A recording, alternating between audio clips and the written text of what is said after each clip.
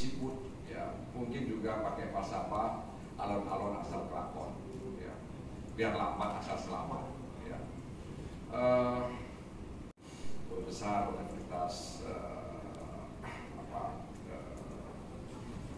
ya Ahmad Suparji kalau tidak salah saya. Kita bicara undang-undang atau tidak? Seingat saya memang pada tahun 2022 yang lalu, tepatnya di bulan 9, kita juga bicara soal ini. Adalah undang-undang atau rancangan undang-undang inisiatif dari pemerintah. Tapi seperti saya katakan tadi, jalannya seperti jalan siput, lambat sekali. Karena memang ini seperti senjata makan tuan, ya.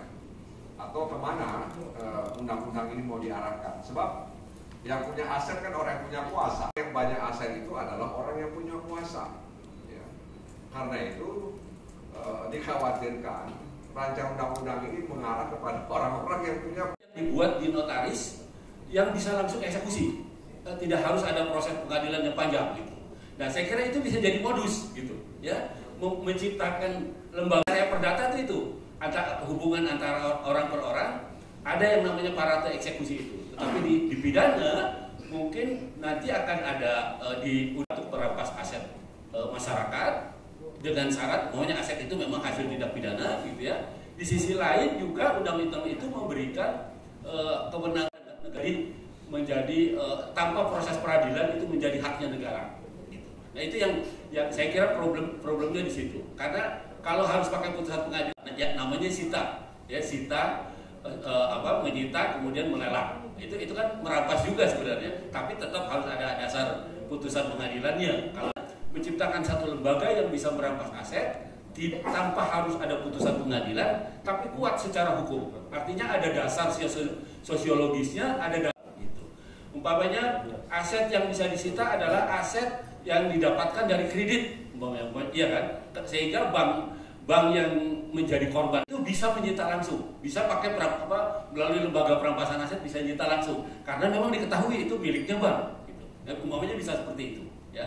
Tapi bisa juga pakai modus-modus apa yang bisa memberi kewenangan kepada negara untuk merampas aset dari masyarakat tanpa proses hukum yang panjang. Mengerti kenapa jalannya seperti jalannya siput, ya.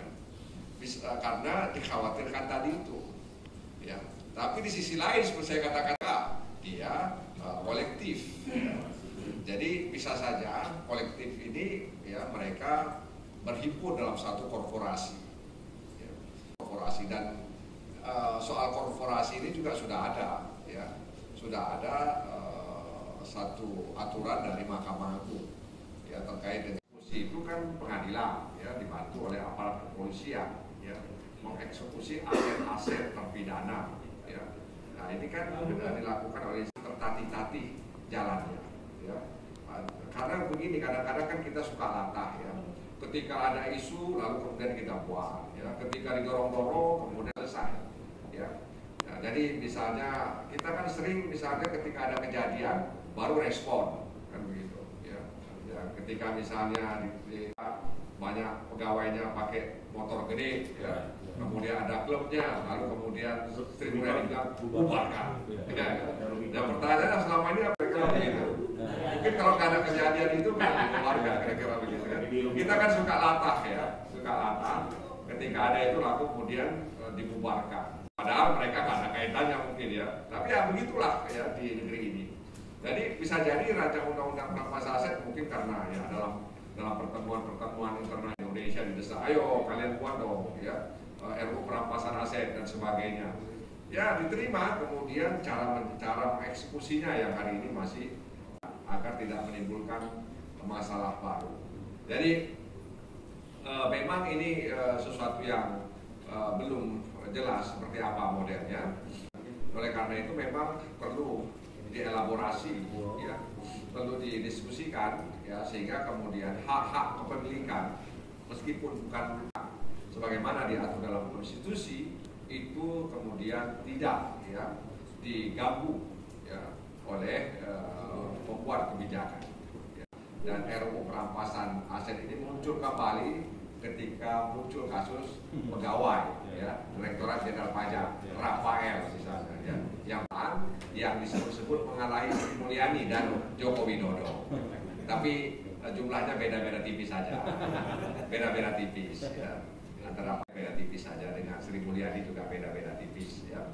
Nah, oleh karena itu orang kemudian berpikir dan KPK juga katanya akan memanggil yang bersangkutan untuk menanyakan aset dan sebagainya, juga bahwa ada transaksi-transaksi yang diduga mencurigakan dari apa yang ditemukan dalam transaksi keuangan milik Rafael. Jadi kasus Rafael dan anaknya itu kemudian mengingatkan orang terkait dengan undang-undang, ya, rancangan undang-undang perampasan aset tadi itu. Jadi memang secara kasat mata, secara sekilas, ya, seolah-olah kalau namanya perampasan aset ya dirampas. Tapi kan ini negara hukum, ya. Kita kan negara dengan cara hukum, ya, bukan dengan cara-cara di luar hukum, gitu. Nah, selama ini kan sudah dilakukan juga mekanisme perampasan aset atau penyitaan.